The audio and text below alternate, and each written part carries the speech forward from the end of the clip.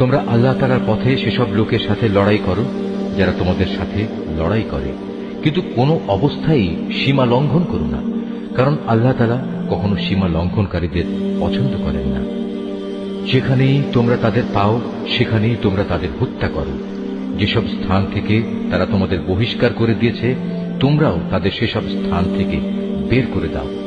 জেনে রেখো, ফিতনা, ফাসাদ, দাঙ্গা হাঙ্গামা, নরহত্যার চাইতেও বড় অপরাধ তোমরা কাবা ঘরের পাশে কখনো তাদের সাথে যুদ্ধে লিপ্ত হল না, যতক্ষণ পর্যন্ত তারা সেখানে তোমাদের আক্রমণ না করে। তারা যদি তোমাদের সাথে যুদ্ধ করে তাহলে তোমরা তাদের সাথে যুদ্ধ করো। এভাবেই কাফেরদের শাস্তি দেয়া হয়। তবে তারা যদি যুদ্ধ বিগ্রহ থেকে ফিরে আসে তাহলে মনে রেখো, আল্লাহ তাআলা বড়ই ক্ষমাশীল ও দয়ার আধার। তোমরা তাদের সাথে লড়াই করতে থাকো যতক্ষণ না জমিন থেকে ফিতনা নির্মূল হয়ে যায় এবং আল্লাহর জমিনে আল্লাহর দেয়া জীবন ব্যবস্থা পূর্ণাঙ্গভাবে আল্লাহর জন্য নির্দিষ্ট হয়ে যায়। যদি তারা যুদ্ধ থেকে ফিরে আসে তবে তাদের সাথে আর কোনো বাড়াবাড়ি নয়, তবে হ্যাঁ, যারা নিজেরাই জালেম তাদের উপর এটা প্রযোজ্য নয়। একটি সম্মানিত মাসের বদলেই একটি সম্মানিত মাস আশা করা যাবে। প্রয়োজনে এ সম্মানিত মাস সমূহেও প্রতিশোধ ব্যবস্থা বৈধ হবে। এ সময়ে যদি কেউ তোমাদের উপর হস্ত প্রসারিত করে তাহলে তোমরাও তাদের উপর তেমনি হস্ত প্রসারিত করে জবাব দাও। তবে সর্বদাই আল্লাহকে ভয় করতে থাকো। মনে রেখো, যারা অপরাধ থেকে বেঁচে থাকে আল্লাহ তাআলা তাদের সাথে রয়েছেন। আল্লাহর পথে অর্থ সম্পদ ব্যয় করো। অর্থ সম্পদ আঁকড়ে ধরে নিজেদের হাতেই নিজেদের ধ্বংসের অতলে নিক্ষেপ করো না, এবং তোমরা অন্য মানুষদের সাথে দয়া অনুগ্রহ করো। নিশ্চয়ই আল্লাহ তাআলা অনুগ্রহকারী ব্যক্তিদের ভালোবাসেন। আল্লাহ তাআলা সন্তুষ্টির জন্য হজ ও ওমরা সম্পন্ন করো। পথে যদি তোমাদের কোথাও বাধা দেয়া হয় তাহলে সে স্থানে কোরবানির জন্য যা কিছু সহজভাবে হাতের কাছে পাওয়া যায় তা দিয়ে কোরবানি আদায় করে নাও। তবে কোরবানির পশু তার নির্দিষ্ট গন্তব্যস্থলে পৌঁছার আগ পর্যন্ত তোমরা তোমাদের মাথা মুন্ডন করো না।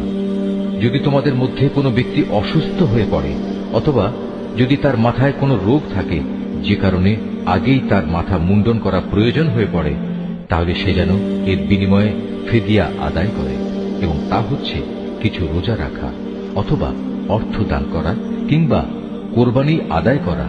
অতঃপর তোমরা যখন নিরাপদ হয়ে যাবে তখন তোমাদের কেউ যদি একসাথে হজ ও ওমরা আদায় করতে চায় তার উচিত তার সাধ্য অনুযায়ী কোরবানি আদায় করা। যদি কোরবানি করার মতো কোনো পশু সে না পায় তাহলে সে যেন হজের সময়কালে 3টি এবং তোমরা যখন বাড়ি ফিরে আসবে তখন 7টি, সর্বমোট পূর্ণ 10টি রোজা রাখে। এই সুবিধাটুকু শুধু তাদের জন্য যাদের পরিবার পরিজন আল্লাহর ঘরের আশেপাশে বর্তমান নেই। তোমরা আল্লাহকেই ভয় করো। জেনে রাখো, আল্লাহ তাআলা কঠোর আযাব প্রদানকারী বটে। হজের মাসসমূহ একান্ত সুপরিচিত। সে সময়গুলোর মধ্যে যে ব্যক্তি হজ আদায় করার মনস্থ করবে সে যেন জেনে রাখে, হজের ভেতর কোনো যৌন সম্ভোগ নেই, নেই কোনো অশ্লীল গালিগালাজ বা ঝগড়াঝাঁটি। আর যত ভালো কাজই তোমরা করো আল্লাহ তাআলা অবশ্যই তা জানেন। হজের নিয়ত করলে এর জন্য তোমরা পাথেয় জোগাড় করে নেবে, যদিও আল্লাহর ভয়টাই হচ্ছে মানুষের সর্বোৎকৃষ্ট পাথেয়। অতএব হে বুদ্ধিমান মানুষরা, তোমরা আমাকেই ভয় করো। হজের এই সময়গুলোতে যদি তোমরা আল্লাহর অনুগ্রহ তালাশ করতে গিয়ে কোনো অর্থনৈতিক ফায়দা হাসিল করতে চাও তাতে তোমাদের কোনোই দোষ নেই। অতঃপর তোমরা যখন আরাফাতের ময়দান থেকে ফিরে আসবে তখন মুজদালিফায় মাশআরে হারামের কাছে এসে আল্লাহকে স্মরণ করবে, ঠিক যেমনি করে আল্লাহ তাআলা তোমাদের তাকে ডাকার পথ বলে দিয়েছেন তেমনি করে তাকে স্মরণ করবে। ইতিপূর্বে তোমরা আসলেই পথভ্রষ্টদের দলে শামিল ছিলে। তারপর তোমরা সে স্থান থেকে ফিরে এসো যেখান থেকে অন্য হজ পালনকারী ব্যক্তিরা ফিরে আসে। নিজেদের ভুল ভ্রান্তির জন্য আল্লাহ তাআলার কাছে ক্ষমা প্রার্থনা করো। নিঃসন্দেহে আল্লাহ তাআলা গুনাহ খাতা মাফ করে দেন, তিনি বড়ই দয়ালু। যখন তোমরা তোমাদের হজের যাবতীয় আনুষ্ঠানিকতা শেষ করে নেবে তখন এখানে বসে আগের দিনে যেভাবে তোমরা তোমাদের পূর্বপুরুষদের গৌরবের কথা স্মরণ করতে তেমনি করে বরং তার চেয়ে বেশি পরিমাণে এখন আল্লাহকে স্মরণ করো। মানুষদের ভেতর থেকে একদল লোক বলে, হে আমাদের মালিক, সব ভালো জিনিস তুমি আমাদের এই দুনিয়াতেই দিয়ে দাও। বস্তুত যারা এ ধরনের কথা বলে তাদের জন্য পরকালে আর কোনো পাওনাই বাকি থাকে না। আবার এ মানুষদেরই আর একদল বলে, হে আমাদের প্রতিপালক, এ দুনিয়ায়ও তুমি আমাদের কল্যাণ দান করো, পরকালেও তুমি আমাদের কল্যাণ দাও। সর্বোপরি তুমি আমাদের আগুনের আযাব থেকে নিষ্কৃতি দাও। এ ধরনের লোকদের তাদের নিজ নিজ উপার্জন মোতাবেক তাদের যথার্থ হিস্সা রয়েছে। আল্লাহ তাআলাই হচ্ছেন দ্রুত হিসাব গ্রহণকারী। হাতে গোনা হজের এ কয়টি দিনে বেশি পরিমাণে আল্লাহকে স্মরণ করো। হজের পর যদি কেউ তাড়াহুড়ো করে দুদিনের মধ্যে মিনা থেকে মক্কায় ফিরে আসে, তাতে যেমন কোনো দোষ নেই, তেমনি যদি কোনো ব্যক্তি সেখানে আরো বেশি অপেক্ষা করতে চায়, তাতেও কোনো দোষ নেই। এই নিয়ম হচ্ছে তার জন্য যে আল্লাহকে ভয় করেছে। তোমরা শুধু আল্লাহ তাআলাকে ভয় করো এবং জেনে রাখো একদিন তোমাদের তাঁর কাছেই জড়ো করা হবে।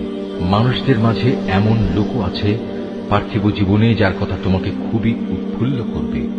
তার মনে যা কিছু আছে তার উপর সে আল্লাহ তাআলাকে সাক্ষী বানায়, কিন্তু এর প্রকৃত পরিচয় হচ্ছে সে ভীষণ ঝগড়াটে ব্যক্তি। আবার সে যখন আল্লাহর জমিনের কোথাও ক্ষমতার আসনে বসতে পারে, তখন সে নানা প্রকারে অশান্তি সৃষ্টি করতে শুরু করে। জমিনের শস্য ক্ষেত্র বিনাশ করে, জীবজন্তুর বংশ নির্মূল করতে চায়। মূলত আল্লাহ তাআলা কখনো বিপর্যয় সৃষ্টিকারী মানুষদের পছন্দ করেন না।